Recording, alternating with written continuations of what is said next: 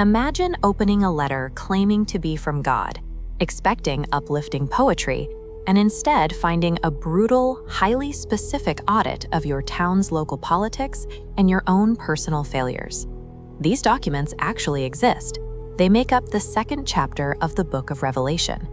According to the text, they were dictated by an entity holding 7 stars in his right hand, directed squarely at the leadership of 7 early Christian congregations. This map shows the Roman province of Asia Minor. These mandates weren't shouted into a theological void.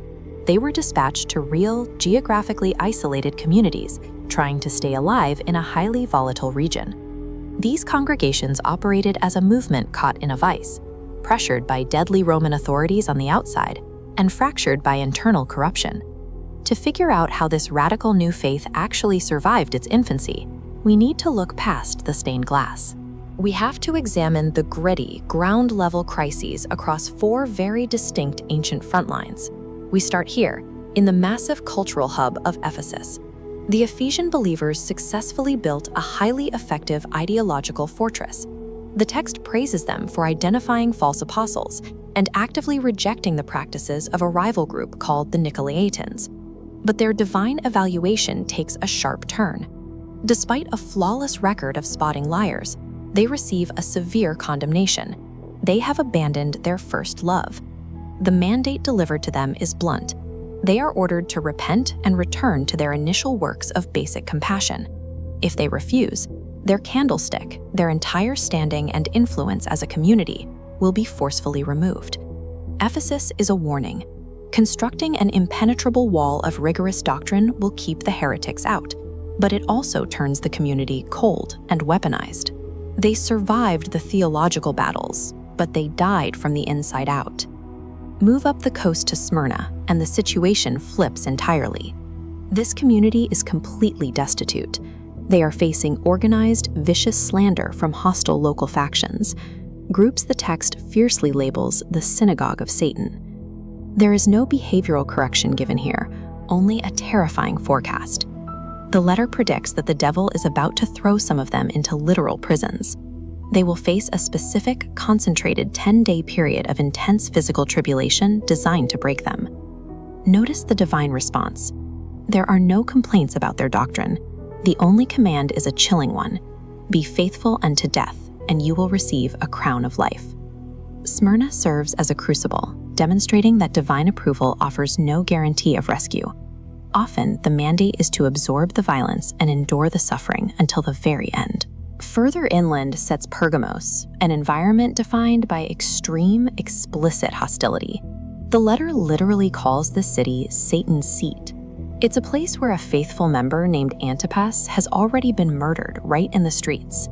Yet, having survived literal assassination, the community is quietly unraveling. They are condemned for harboring members who hold to the doctrine of Balaam. The mechanics of this failure are entirely pragmatic.